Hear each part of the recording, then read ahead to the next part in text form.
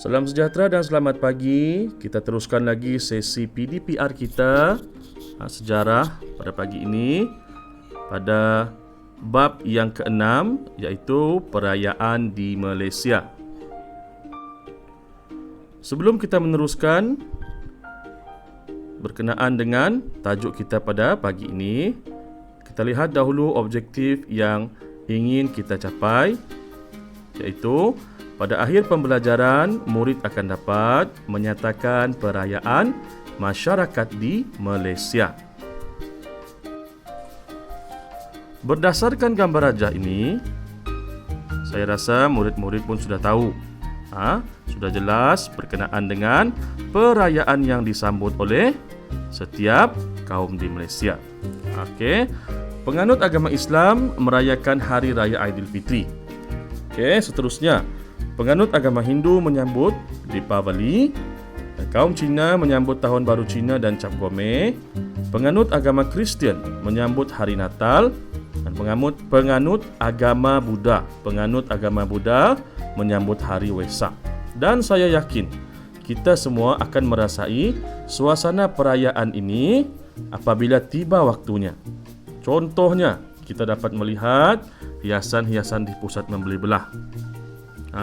Contohnya pada 25 Disember, sebelum 25 Disember, pusat membeli belah sudah pun dihias dengan hiasan-hiasan yang cantik, berdasarkan motif-motif sambutan Hari Christmas. Begitu juga pada sambutan Tahun Baru Cina. Kita dapat melihat kompleks membeli belah kita dihias dengan tangdong-tangdong yang cantik. Okey, begitu juga dengan siaran-siaran televisyen. Ini semua menjadikan kita masyarakat yang lebih bersatu padu. Okey. Seterusnya, kaum Iban dan Dayak di Sarawak menyambut Pesta Gawai. Masyarakat Kadazan Dusun di Sabah menyambut Tadau Keamatan. Etnik Siam menyambut Loi Krathong. Loi Krathong ni Pesta Cahaya. Orang Sikh menyambut Vaisakhi, dan orang Semai meraihkan Jispai, sambutan Tahun Baru. Jadi semua perayaan-perayaan ini kita dapat merasai suasananya. Ini pula gambar yang dinyatakan ataupun diperoleh bagi memberikan suasana berkenaan dengan Hari Raya Aidilfitri bagi penganut agama Islam dan sambutan Tahun Baru Cina bagi orang Cina. Tengok betapa meriahnya ketika sambutan perayaan ini disambut oleh mereka. Seterusnya, perayaan Deepavali dan Hari Christmas. Dan tidak asing lagi bagi kita di bumi Kenyalang ini, kita sering melihat sambutan Hari Gawai, dan bagi jiran kita di Sabah, mereka meraihkan Tadau Keamatan. Seterusnya, perayaan keagamaan dan kepercayaan. Baru-baru ini, masyarakat Islam meraihkan sambutan Hari Raya Aidiladha. Dan penganut agama Kristian akan meraihkan Hari Easter. Hari Easter. Penganut Hindu akan meraihkan Taipusam, dan penganut Buddha merayakan Hari Wesak. Ini adalah merupakan situasi semasa sambutan Hari Vaisakhi oleh penganut Sikh. Seterusnya, kita lihat perayaan kebudayaan, Cap Gome. Masyarakat Cina meraihkan Hari Cap Gome, dan biasanya mereka akan mengambil cuti ataupun mereka akan menghabiskan masa bersama keluarga mereka. Manakala masyarakat India pula, perayaan kebudayaan yang mereka raikan ialah perayaan Pongal. Ini adalah tadi perayaan Loi Krathong, Pesta Cahaya ni. Seterusnya di sebelahnya adalah San Pedro, Portugis di Melaka.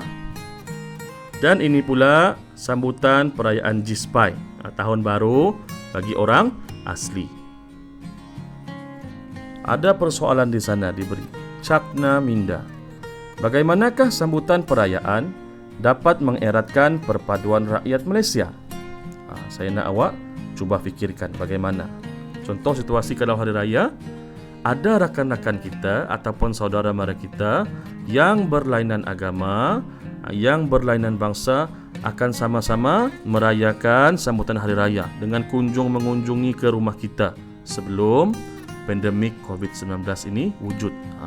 Tapi sekarang ni kita kena ikut arahan, kita kena mengikuti SOP supaya tidak berkumpul beramai-ramai. Jadi tidak digalakkan untuk 2 tahun ni. Tetapi sebelum ini, begitulah situasinya. Amalan mengunjungi sesama rakan-rakan dan ahli keluarga. Saya juga pernah mengunjungi rumah rakan saya ketika sambutan Tahun Baru Cina. Saya dijemput dan saya menghadirkan diri. Jadi kami dilayan dengan sangat baik. Kemudian sama-sama makan, bercerita, berkongsi pengalaman, berkongsi cerita, berkongsi pengalaman masing-masing, bertukar-tukar pendapat. Jadi ini dapat mengeratkan hubungan silaturahim, hubungan perpaduan rakyat Malaysia. Seterusnya kita masuk kepada subtajuk tujuan sambutan perayaan di Malaysia. Objektifnya, tujuan sambutan perayaan di Malaysia, subtajuk kita yang kedua. Objektifnya, pada akhir pembelajaran murid akan dapat menjelaskan tujuan sambutan perayaan di Malaysia. Saya ulang lagi sekali. Menjelaskan tujuan sambutan perayaan di Malaysia. Perayaan ni ada tujuan dia. Apakah tujuan perayaan yang kita sambut ni? Kita akan tengok. Kalau awak boleh baca pantun itu, awak sudah boleh baca, awak sudah boleh teka apakah perayaan ini. Dia bagi lagi pantun dekat bawah, dia soal awak.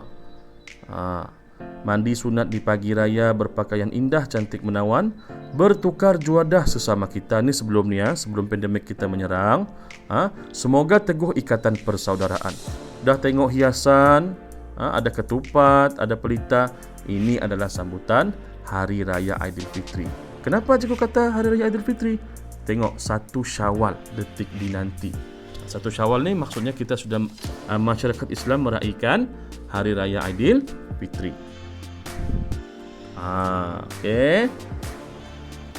Tengok hiasan, kita sudah tahu. Ini adalah perayaan Deepavali. Deepavali Okey, kita tengok pakaian tradisi itu, kita sudah tahu. 1 Jun hari gembira. Dia ada bagi highlight dekat sana. 1 Jun. Padi huma kuning menyerlah, tanda bersyukur rezeki diterima. Perayaan disambut dengan meriah. Apakah perayaan ini? Ya, ini adalah Hari Gawai. Hari Gawai.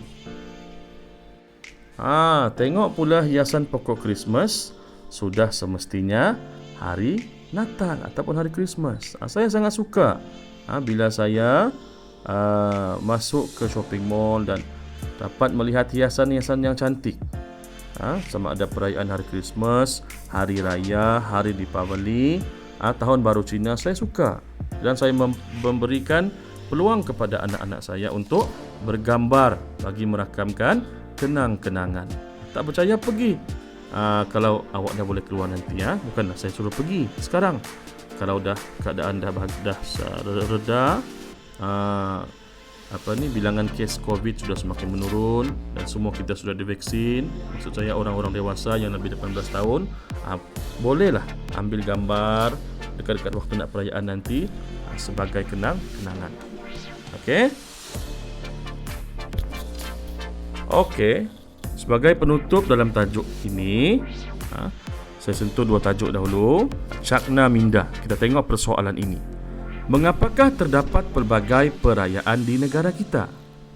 Siapa boleh bagi jawapan? Okey. Kenapa terdapat pelbagai perayaan di negara kita?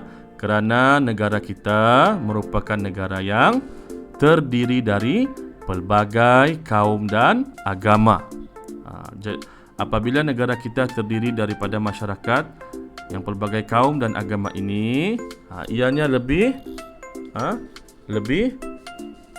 mewarnai negara kita.